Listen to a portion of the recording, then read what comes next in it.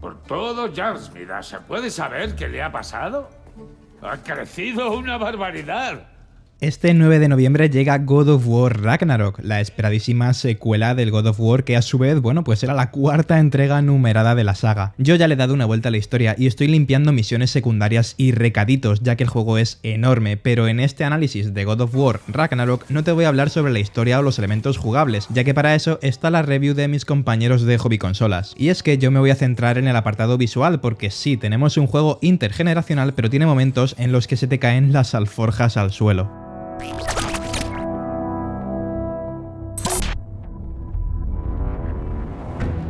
Algo curioso es que tenemos muy mala memoria para los gráficos. Siempre pensamos que lo antiguo, por ese factor nostalgia, se ve mucho mejor de lo que en realidad se veía. Es algo que, bueno, también me pasa, y de hecho me ocurrió con el remake de The Last of Us parte 1 y también con Horizon Forbidden West. El primer Horizon se veía de lujo, pero la segunda parte, aun siendo intergeneracional, mejoraba muchísimo en texturas tanto de personajes como del mundo. También vimos un espectacular cambio en animaciones y otros elementos como sombras, partículas o efectos visuales. En God of War Ragnarok pasa lo mismo. Si jugaste el de 2018 en el lanzamiento te dará la impresión de que sí, este Ragnarok se ve genial, pero que el original pues ya se veía así, y lo cierto es que no. Los personajes principales, no solo Atreus y Kratos, sino todos, tienen unas texturas muy superiores que por ejemplo hacen que Kratos no parezca tan de plástico como en la primera entrega. El mundo tiene mucho más detalle, podemos ver reflejos de personas en charcos, hay zonas con una ingente cantidad de partículas y las texturas del mundo también tienen mayor definición. Sin embargo, creo que los mayores cambios son en animaciones e iluminación. Con lo primero hubo polémica porque mucha gente se quedó con que este Ragnarok era simplemente una expansión o no había trabajo detrás, porque, bueno, había una animación reciclada como la de subirse a la barca. Y vale, la animación es la misma, pero ahora se nota más pulida, y si estaba bien en 2018, ¿por qué no va a estarlo en 2022? Por lo demás, todos los personajes cuentan con unas animaciones más pulidas tanto en movimientos cotidianos como andar, subir por las paredes donde vemos que la punta de las botas se dobla de forma muy realista o pasar por zonas estrechas, así como en interacciones entre ellos y en el combate. En combate los movimientos en cualquiera de los dos modos visuales se ven fluidos, lo que también nos ayuda a encadenar mejor los combos, pero es en las cinemáticas y en la expresividad facial donde se notan más los cambios. Y bueno, si pones una versión junto a otra, me refiero a la de PS4 Pro junto a la de PS5, se notan a simple vista estos cambios en el detalle tanto de personajes como del resto del escenario, mucho más rico en Ragnarok que en el God of War de 2018. ¡Qué honores!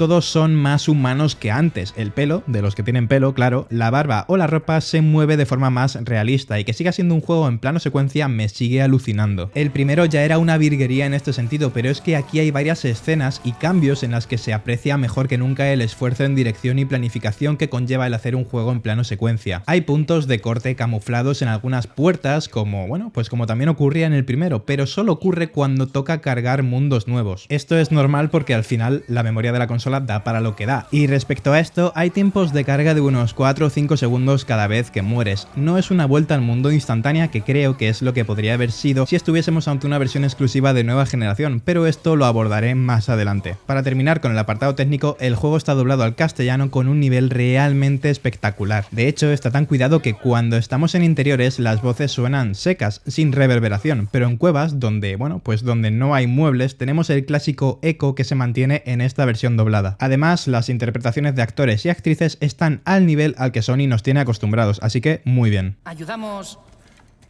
a la gente. Yo no debo estar aquí, por favor. Cuando se enfada es peor. ¡Padre! ¿No eres un soldado? ¿No eres un líder? Quiero hacer una puntualización sobre los diferentes modos visuales que tiene el título tanto en PS5 como en PS4, porque puede ser, bueno, un poco lioso. En PS5 tenemos modo rendimiento y modo resolución. En el modo rendimiento tenemos una resolución dinámica entre 1440p. Sin embargo, si contamos con un televisor compatible con HFR, que es High Frame Rate, o VRR, que es tasa de refresco variable, tenemos la opción de activar un modo a 1440p con un frame rate desbloqueado que parte de los 60 FPS. En el modo resolución tenemos una resolución nativa de de 2160p, que es 4K, y 30 FPS. Sin embargo, si tenemos un televisor con HFR, podemos activar un modo que nos permite jugar a 40 FPS con una resolución variable entre 1800p y 2160p. Si además tenemos un televisor compatible con VRR, tenemos esa resolución de 1800p a 2160p, pero con los 40 FPS desbloqueado, lo que puede ayudar en algunos momentos puntuales. En el menú de configuración tenemos la opción de cambiar entre un modo u otro, pero además si tenemos un televisor de última generación, pues aparece esa opción de activar HFR y VRR. Yo he jugado en el modo resolución o calidad, como lo quieras llamar, con HFR y VRR, y la verdad, si pones ese modo al lado del que mantiene la resolución 4K nativa, sí que puede notarse esa pérdida de resolución a favor del rendimiento, pero creo que compensa por esos frames por segundo extra. Y si te preocupa que los gráficos bajen en exceso entre el modo rendimiento y el modo resolución, tengo que decirte que, bueno, pues que sí, en modo resolución se nota algo más borroso y tenemos una iluminación ligeramente distinta, pero si eres de los que prefieren los 60 FPS, considero que tampoco te vas a perder mucho por el camino. Creo que los principales cambios son que las partes metálicas de los trajes tienen más detalle en el modo resolución, así como algunas texturas cercanas y elementos como la iluminación en algunos objetos. Por lo demás es muy parecido. En PS4 la cosa es mucho más fácil. Tenemos PS4 Pro con un modo rendimiento que tiene los 30 FPS desbloqueados con una resolución entre 1080p y 1656p y un modo resolución que está entre 1440p y 1656p con una tasa de 30 FPS fijos. En ninguno de los dos modos tenemos 4K nativos en este juego para PS4 Pro, y en la PS4 de lanzamiento o en la Slim, bueno, pues nos quedamos con 1080p y 30 FPS. Una de las ventajas de que sea un lanzamiento intergeneracional es que los poseedores de PS4 Pro se van a poder beneficiar de un Ragnarok en el que Santa Mónica ha pulido un montón de aspectos visuales. En esencia, excepto los tiempos de carga y elementos obvios como la resolución, algunos reflejos, algunos efectos de iluminación y un par de zonas en las que las partículas cambian, quien juegue en PS4 Pro va a disfrutar de un título muy similar en términos visuales al del modo rendimiento de PS5, aunque evidentemente sin esas mejoras en el frame rate. En la PS4 estándar la cosa cambia, ya que aquí, aunque tenemos elementos clave como las animaciones que no cambian, en todo lo demás notamos un recorte más severo que el que ya apreciamos en PS4 Pro. A ver, no deja de ser una consola con 8 años a sus espaldas y es totalmente normal. De hecho, el God of War de 2018 ya le venía un poco grande a la PS4 base.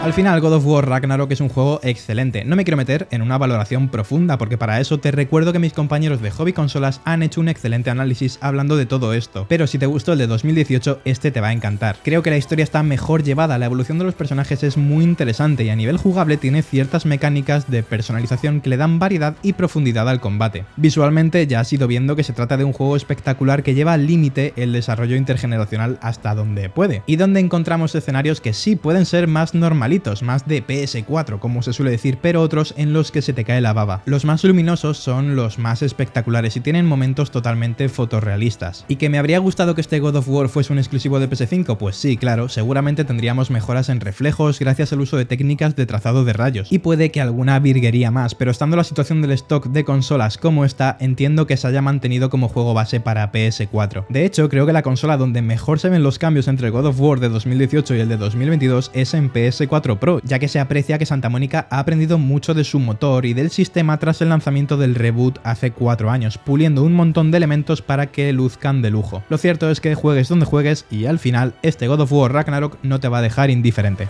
Oh, esto sí que parece una ciudad. Bienvenidos al Midevolier, hermanos. ¡Enanos!